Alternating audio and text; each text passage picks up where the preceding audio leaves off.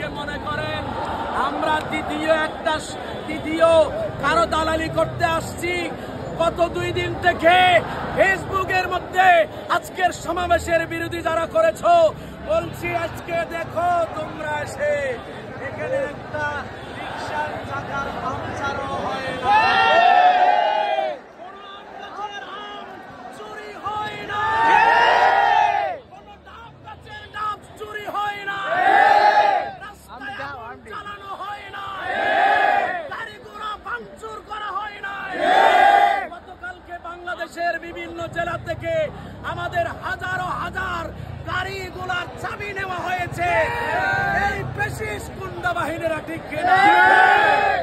নতুন করে আবার ফ্যাসিস্ট জন্ম দিতে চাচ্ছে। আমরা নতুন ভাবে আন্দোলন করে তোমরা নব্য ফ্যাসিস্টদেরকে বিদায় করবো।